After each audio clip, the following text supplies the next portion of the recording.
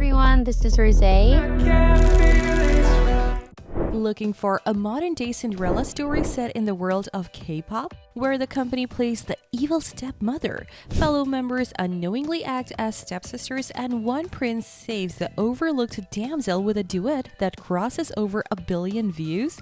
Well, stop searching because Rosé just rewrote her own fairy tale.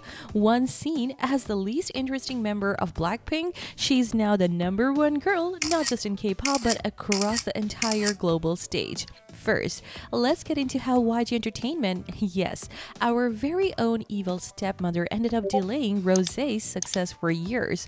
When Rosé first joined YG Entertainment as a trainee at 15 years old, she left behind her comfortable life in Australia to pursue a dream she never fully expected to come true. Winning first place out of 700 participants to the YG audition, she was immediately signed and flown to South Korea, where she would train for 4 years before debuting as the final member of BLACKPINK.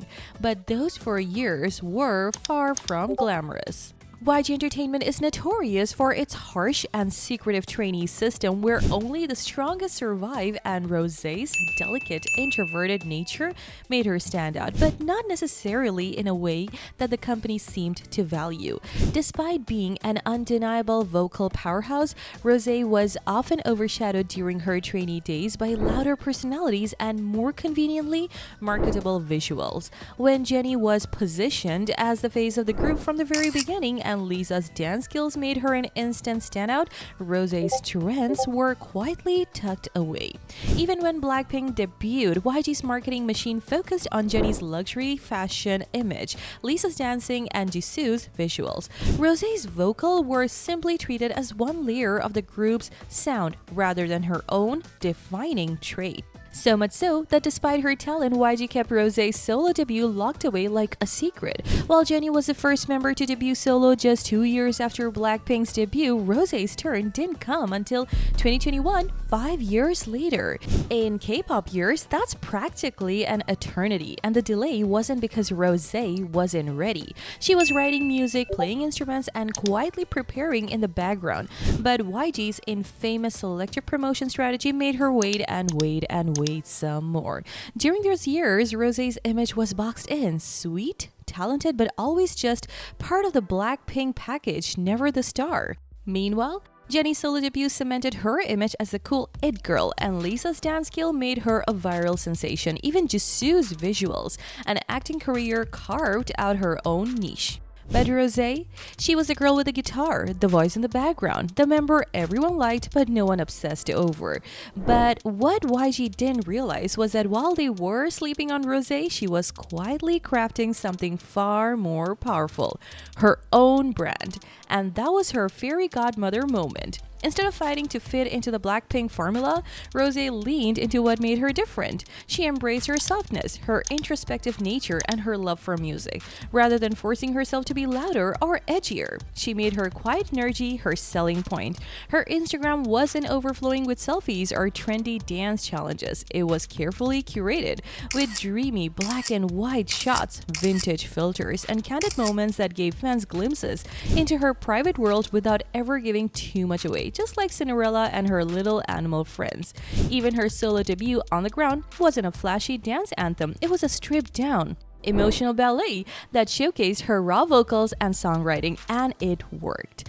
The song became the fastest music video by a K-pop female soloist to hit 100 million views on YouTube.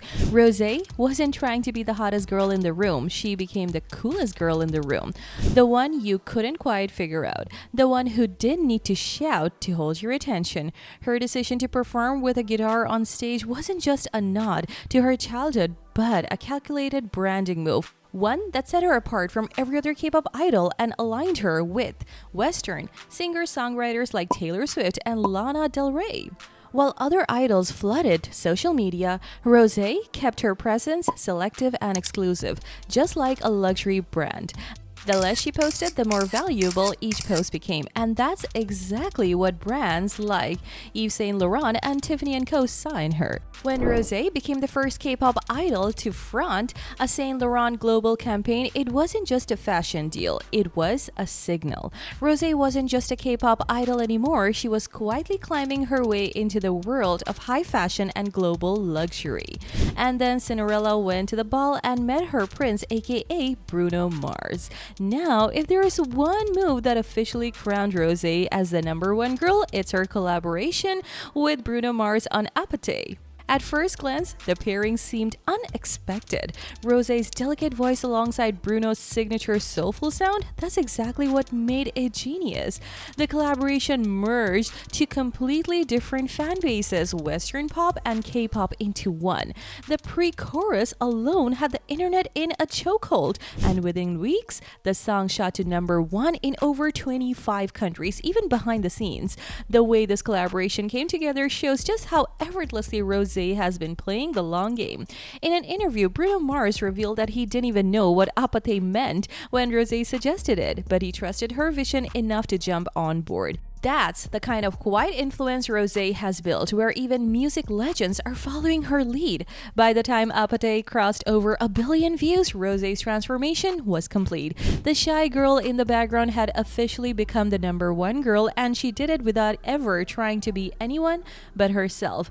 And if you're wondering how she's doing compared to her fellow BLACKPINK members, well, the numbers speaks for themselves. While Jennie's solo projects leaned on hype and Lisa's viral dance videos dominated social media, neither of them has cracked the billion-view milestone on YouTube. Rosé's collaborations, luxury campaigns, and selective brand partnerships have quietly outpaced them all without the need for constant viral moments or controversy. In fact, Rosé has done something even rarer. She's managed to break out of the K-pop bubble without leaving K-pop behind. Instead of chasing Western validation like so many idols before her, she's made Western artists chase her. And with every move, she's inching closer to something that only a handful of K-pop idols have ever achieved. True global pop star status. Looking at you, Jungkook. But Apathy was just the glass slipper. The real fairy tale is Rosé's solo album. Over 12 tracks, Rosé took her listeners through the emotional highs and lows of her 20s. From late-night heartbreak anthems to confessional ballets, the album was as intimate as flipping through the pages of her diary. The emotional core of the album lay in ballades like Stay a Little Longer and 2 Years, where Rosé's delicate vocals shown. But of course, Apathy reigned supreme. The whole album was a perfect blend of heartbreak and carefree fun. That Rosé's Cinderella story isn't just about suffering quietly, it's about writing her own happily ever after. Or maybe Rosé's happily ever after has something to do with the toxic till the end Tiffany Ring's lyric that went viral. Because, speaking of Tiffany Rings, the rumor mill is up and running again. Remember how fans have been speculating for years about rumors of her and actress Bae Suzy dating? Yep. Those resurfaced once again after Suzy's latest music video appeared to feature a matching Tiffany ring, the same one Rosé always wears on her 4th finger. And if the latest rumors are anything to go by, maybe there's still another plot twist waiting to happen in Rosé's story. What do you think is next for Rosé? Let us know in the comments below, and don't forget to like, share, and subscribe to Noona-K for all the latest K-pop updates.